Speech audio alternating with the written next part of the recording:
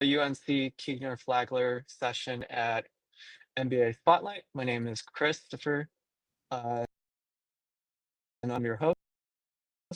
And it is also my pleasure to present to you Nicole Wilhite, who will begin with a quick overview of the full-time MBA program and will be able to answer your questions. Please make sure to put your questions in the Q&A chat. And why don't you take it over, Nicole? Perfect. Thank you so much, Chris. Really excited to be here. And good morning, good afternoon, and good evening to all of you, wherever you are in the world. I don't want to spend too much time talking today. I'm going to give you a very brief overview of Kenan-Flagler, just to give you a sense, a feel of what our community is like. And then we will absolutely have time to get to all of your questions. My colleague Stephanie Nash is behind the scenes. She's the real brains of the operation. So she's back there. If you have questions in the meantime, she is more than capable of answering those as we go. So if you do have questions that are popping up, please use the Q&A and drop those in, and we will get all of your really great questions, I'm sure, answered. So let's get started. Here's a picture of, just so you can have an idea of McCall, which is the main building where all of your classes would take place. And the building there on the left is Corey Auditorium, where it's one of my favorite places, because your very first day arriving on campus, you're joined with 240 other people from all over the world to meet your very first class of who you'll be spending the next 2 years with. So really exciting for that. Let me see here how I can go down. Nope, I lost my ability to move through the slides. Hold on one second. Okay, well, I'm just going to keep talking till I can figure that out. When we think about Kenan-Flagler and our 2-year program, obviously we're ranked, number 20 in the United States. We are very, very excited to be back in the top 20 this year. We had slipped just one down, but very proud to be back. Oh, there's my slides again. Sorry about that.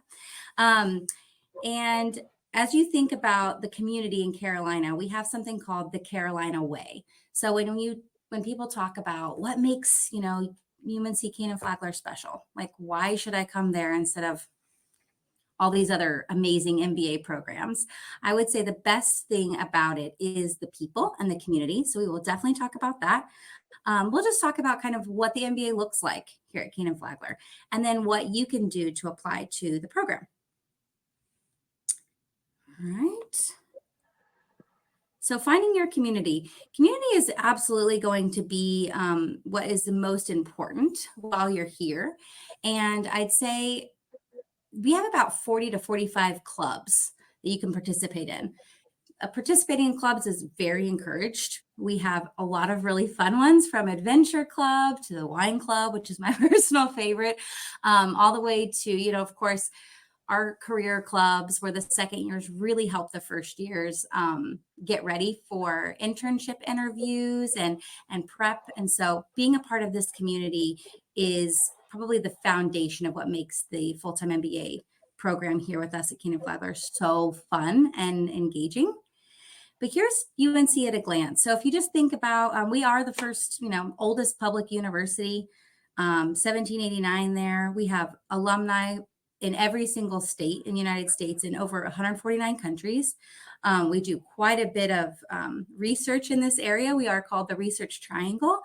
And we have many, many, many fantastic companies that are slowly moving over into this area, with both Nike and Apple. And I think there's a new Coca-Cola plant coming this way. But of course, we've got Cisco and IBM, Lenovo, all sorts of amazing companies here, and 5 incubator workspaces.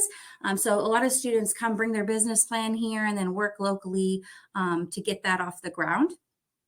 We're so close to the airport. It's one of my favorite airports of all the airports. I'm a nerd because I travel a lot. Where I used to live in London, and Heathrow Airport, if you've ever been, is absolutely insane. Our airport is so nice. I can land, and within 13 minutes, I've timed it, I was parked in the same area, I can be in my car and ready to go home. So it's a really, really nice, convenient airport. And we're so close to the mountains, which, I don't know, it depends on where you want to go in the mountains, but 2.5 to 3 hours, get you over to Asheville, and then an hour and a half to 2 hours to the beach. So whatever you fancy, we've got it. Let's see what else we got here. Oh, this is the most exciting thing that we have going on. We've been hearing it for the past year and a half being built, but we have a brand new business school coming, and it's called Bell Hall. And this is renderings of it, what it's going to look like. This is actually our first time sharing these out on a webinar. So it's really exciting. You're all very lucky to get to see it, but we've got the bones and structure kind of built there already. So it's now does look like a building, which is really nice. But it's so beautiful, and it's LEED certified. There's a lot of outdoor space where our students can actually study outside. So much light, so many windows. I'm really, really excited to move over there. So we'll be over there next year. So anyone who's applying now, you will get to study in the Bell Hall Business School. First ones, really, really exciting. Here's an overview of our curriculum. We do have 13 different opportunities for you to get involved, whether you want to do one concentration, two concentrations, maybe no concentration, which is absolutely fine. About 50% of our students just do a basic MBA, which is absolutely fine. Also, if you come in and you think, I want to do consulting's so amazing, I can't wait. And then you get here and you're like, nope, not at all. That's not what I want to do. Absolutely fine. You can pivot. You can, just like you're pivoting with your MBA and your career, probably, you are absolutely welcome to switch that up. So learn that here, do that with us, figure out what you want to do, and then switch it and pivot maybe over the summer, or you come back from your internship, it's not for you, and absolutely you can change it at any time. All right, so this is kind of how our core, so first you have your core classes in the first year. Towards the end of your first year in module 4, you'll have the opportunity to take some electives. Oh, go ahead. Chris, are you talking to me? Oh, yeah, I just made a mistake on the poll. Why don't I let you talk? Oh, that's fine. Okay. And so then if you think about lectures and case studies, you can also get absolutely excited. If I were to encourage you to do anything, it'd be to get outside of the United States, unless you're obviously coming from abroad. Maybe you don't want to do that, but to study outside. And we have many different opportunities for you to get some global experience. So we will jump on that and give you some opportunities for that. Here's what I was talking about, the Carolina Way, different ways to get involved. We've got those 40 clubs. You can be a president of Embasa, or any sort of club that you are really passionate about. You could start your own club. I think they're trying to get a pickleball club started right now. So that's become all the rage over here. And then partnerships and centers. We have some fantastic folks that help us with our centers. So I'm sure if any of you are thinking of real estate is huge for us. It's, we have one of the best real estate programs in the United States. And so a lot of great people ready and willing to help you with the centers. This is a picture of our beautiful Vetter Dean's Fellows. So we select 30 people every year to be a part of our Premier Leadership Program. You can, there's so many fun things with that. They get to go on their own global immersion. You'll have your own class. Just have more kind of if leadership is really important to you and it's something that you really want to become more focused on and more like social impact, this is something that you can apply for on the application and be selected for that. And as you can see, all these wonderful people here in this picture, this is this year's Vetter Dean's Fellows, really get the opportunity to work with the dean and help us face whatever problems we may be having in the business school. Here's just a profile. I always feel like I want you to look at this, but I don't want you to think about it too deeply as comparing yourself to it.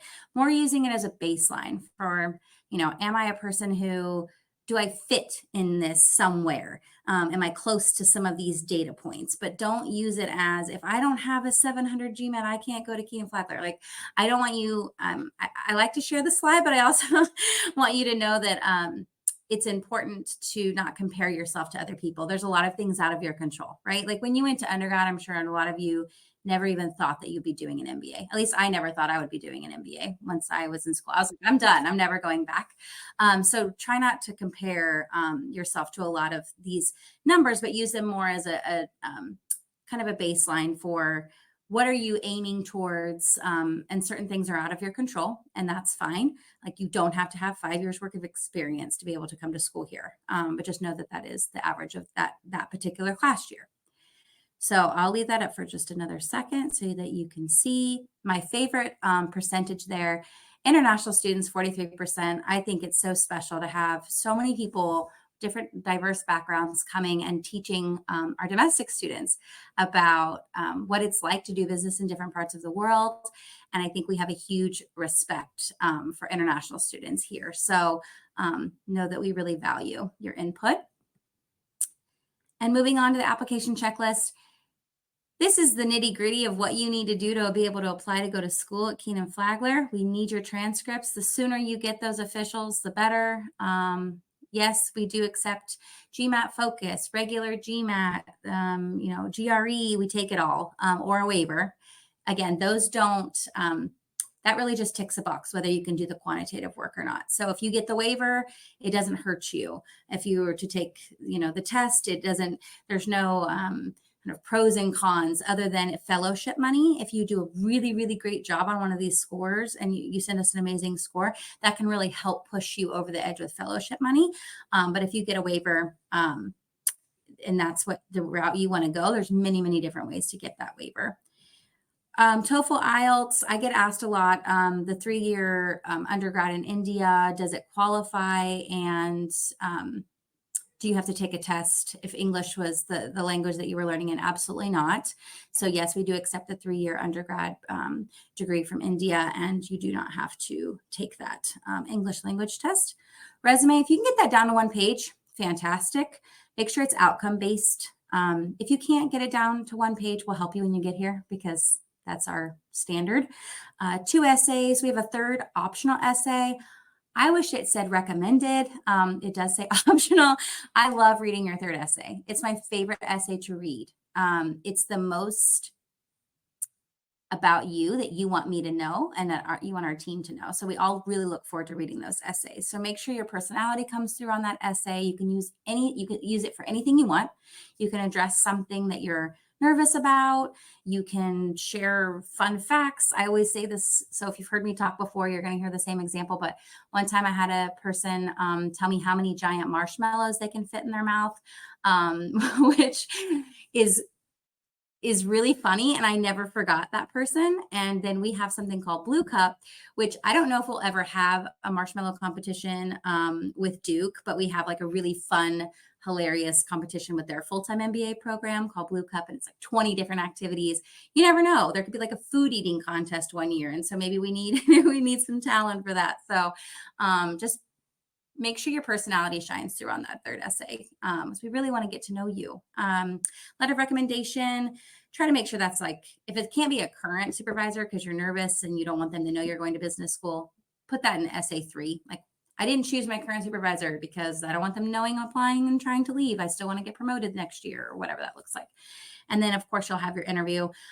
Interviews are very fun and relaxed and casual. We are not the type of school that's, trying to trick you in any way. So really just enjoy talking to us and ask us good questions and get to know us as well. Like it's a huge decision picking out which business school you want to go to. There's so many good business schools and it's hard because everyone says a lot of the same things to you. And so it can be really overwhelming. So really just decide whether you want case-based or lecture-based or what geography you want to go to school in. Do you want a small town? Do you want a big town? So just if that's any advice I can give you is just to try not to get too overwhelmed with all of us talking at you. Here's the deadlines for this year. Round 1 has already passed. We are hard at work trying to get all those decisions out by December 11th. So our next submission deadline is January 7th. So plenty of time to get those applications going. Round 3, I will note, is the last round international students can apply to Kenan-Flagler. That just gives you enough time to get all of your visa appointments set and done. And then round 4, we do see a lot of pretty good people coming through in round 4. So apply when it's the best time for you and you feel like your application is at its best. Don't rush it because you can only apply one time. Okay, here's the way to stay connected with us. I try to go through that as quickly as possible. Stephanie behind the scenes is our amazing email guru inbox answer of all questions. So she would be the person that would get that amazing email you're going to send over with your good questions. But don't be afraid to reach out to us if you have anything that is that you're wondering about. I tried to do that in 15 minutes. Okay, Good job. Chris, I did as fast as I could. Yeah. I'm ready for questions. All right, so let's get to some questions. We have just wondering about scholarships. How do the scholarships vary from round 1 to round 2? Sure, yeah. So if you think about, and in most schools they're called fellowships. So if you think about your fellowship, you don't do anything extra for it, right? So everyone is just sitting in their application. So how that varies is the people who apply in round 1 are obviously different from the people who apply in round 2. So what we really do is try to make sure that we start out with, if you think about like a large pot of money, and as the year progresses, we're handing out that money. So we see our biggest round is round 2. So really, it's more just putting your best foot forward and not trying to stress too much about if I'm applying in round 1 versus round 2, will I get more fellowship money? We do have a way that if you need a little bit more assistance and you really feel like you were not seen for all the wonderful things that you bring, you have one opportunity to reach out to us and have us look at it again. But we're pretty good the first round about making sure that we are helping as many people as we can. It is merit-based, it's not need-based. But we do keep in the back of our mind that, international students are traveling quite far to be here and that they need that support financially, and that tuition price point is higher. So we do keep that in mind when awarding fellowship money.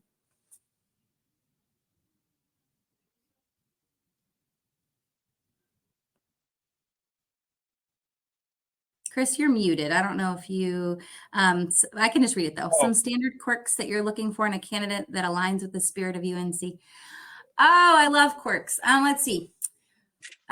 We love people who bring us cookies. I'm joking. I mean, we do. We do have students who bring us good snacks.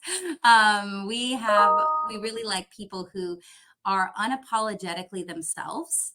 So what that means is, we want you to show up in your interview and show up, at our events on campus or online as your true self. I really, really mean this wholeheartedly.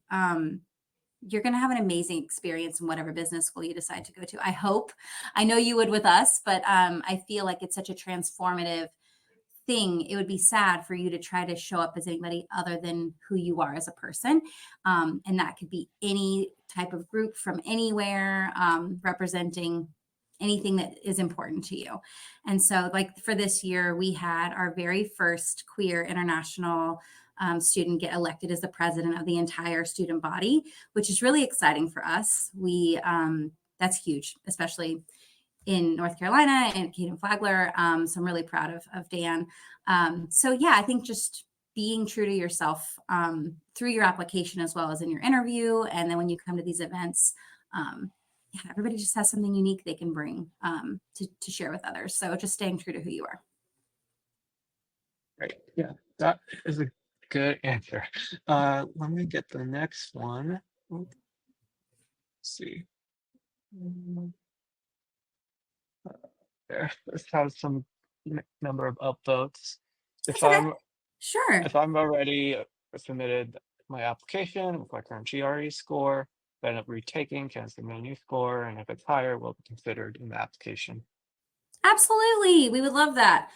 You can take the GRE again and again and again. I mean, don't take it like 10 times or anything, but if you want to take it again and you feel like that's the score you want to go with, we'll always take your highest score. Just send it over to us. My wonderful colleague Stephanie's on the back end. We'll get it where it needs to go to get it uploaded. Just send it to our inbox. You can screenshot it or send over the new score to us, and we will get that sorted for you. Yeah, we absolutely want to know if you have improved your score at any time, honestly. So let's say you apply in round one, and let's say you are admitted into the program and you are awarded some fellowship money. Let's say you're awarded, I don't know, $10,000 in fellowship money or something. And then you go back and you take the GRE again and you do amazing. You just knock it out of the park. Send us that score. You never know. We have maybe a fellowship reconsideration we can do one time. And so absolutely, we'd love to celebrate that and hear all about it. So yes, absolutely. Great. And then let's see. We have this question. What advice would you give to older candidates trying to navigate the application? Sure. So I'm a person who I'm very transparent, so I'm just going to give it to you, tell it like it is. The thing about having more work experience, I'm gonna put it in two ways. So one is from your point of view.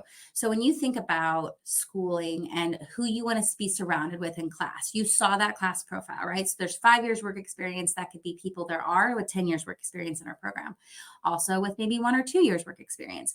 So just know that you need to be comfortable sitting next to people who might have less work experience than you. So that's on you. If that's something that you're comfortable with, absolutely. Like, this is your journey. This is your time and your money that you're investing in this. So know that you might have more experience to share. And so you might be speaking up a bit more than others, but everyone else will learn from you. When I did my MBA, I learned actually, I hate to say this, but maybe even more from my classmates than I did from my professors, like just some of the most brilliant people that I went to school with. So just know that that might be happening.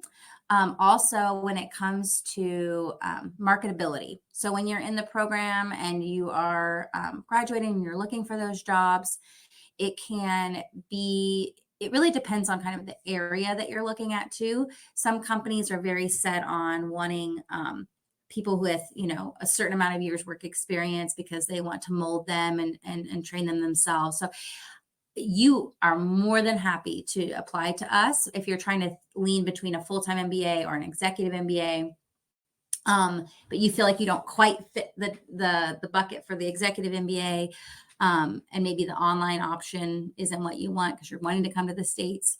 I would say absolutely go ahead and apply.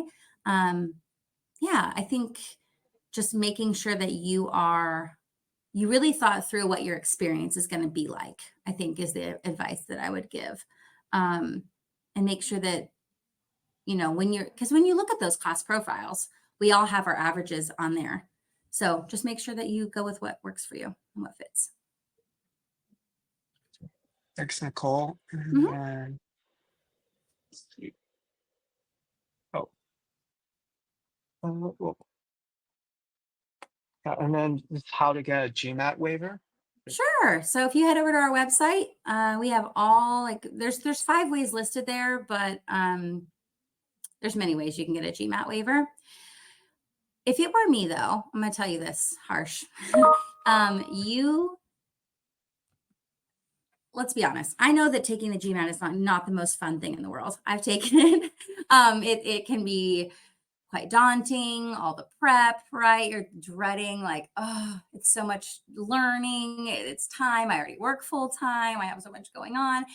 I'm going to tell you something. For business school, if you think you're busy now, just know that managing your time is extremely hard in business school, but getting that GMAT prep in and doing that and having that learned experience of that really does prep you for business school. I know you don't want to hear that, but it is great to help you get ready for those quant classes, those foundation courses you have to take straight away. So just know that.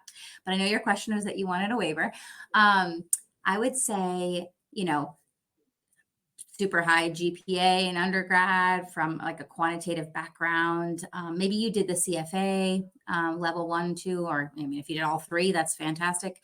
If you're a CPA, like there's lots of different ways. If you feel like your undergrad, you already did quite a bit of undergraduate quantitative classes and you crushed those, you can absolutely, but you will fill out like a paragraph of why you're wanting the waiver. It's really helpful for us and my colleague if you just go ahead and list out your classes that you took that you felt were highly quantitative and what grades you got in those.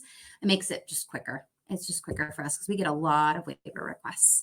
But yeah, you can head over to the website for the exact wording on each one, but know that that's not the only way that you can get those waivers. So, okay.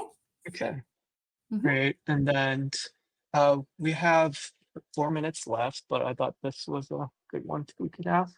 Yeah, What absolutely. opportunities what opportunities are available for current students to interact with alumni and continue engaging? After graduation, that's a great question. I know this is something at the forefront of the dean's mind right now. We have a new dean, Mary Margaret. She's a triple Tar Heel, and is our first female dean, which is really exciting for us. And we have so many different, things, alumni engagement team, and we stay engaged with our alumni. I think we would like to do a bit more, and we're working on how we can bring back. We do have alumni come back quite a bit to help with our current students, like career prep, like so helping with coaching. There's a whole procedure of how our current students reach out to alumni through our career and leadership team and how they work together. And so that's all completely set up. But I think we're trying to think through ways, like I've heard, how alumni can continue professional development. And so what can we do as a school to help our alumni continue to learn after graduation? And then staying connected with each other. We have alumni weekend at the end of the year. We have lots of fun activities for our alumni to do. But really, they love helping our students. They love helping prospective students, but as well, current students, we have them come and speak, do speaker series for us. So lots of ways for them to stay engaged with us. But yeah, we love our alumni. And you can always tell, I hope, if you reach out to alumni, I normally hear, oh, I reached out to 7 people from lots of different schools, and Kenan-Flagler, everyone responded to me. They'd have a coffee chat with me, or they would talk to me for over an hour when they said they only had 20 minutes. Like, I think people just get really excited talking about the program, and they're really proud of it. So time for one Right. more. Yeah, let's do that. Mm, okay. And then Juvesh is asking, how do the applications weigh the extracurriculars and position and responsibilities amongst achievements? Sure. Well, we love extracurriculars, especially if they're not just in the past year when we knew you were applying for business school. You think we don't see it, but we do. So just make sure that, you're listing out all those things that you do. I know it feels strange sometimes to brag about yourself, and people say it is bragging. I don't see it as bragging. I say owning who you are, right? Owning all the hard work that you've done. If there was ever a time to shout it from the rooftops, all of the amazing things you've done in your life, this is that time. If it doesn't fit on your resume, put those in the essay. Use essay 3. If it doesn't feel right in essay 3, hopefully you'll get an opportunity to talk about them in your interview.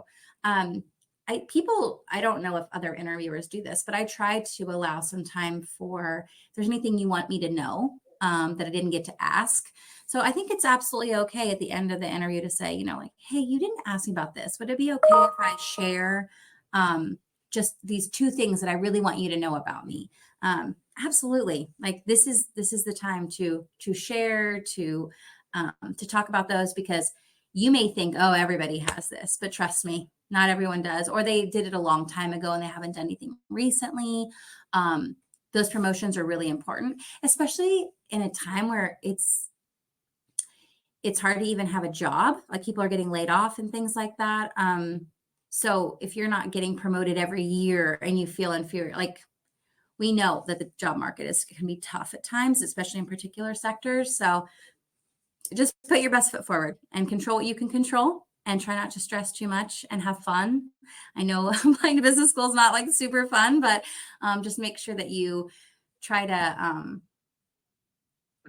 have somebody else read your essays and make sure that it sounds like, you're a real person and not so kind of corporate jargony as well, if I can give any advice for that. So we are at time.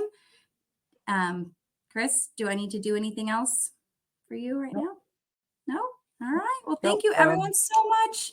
I appreciate your time.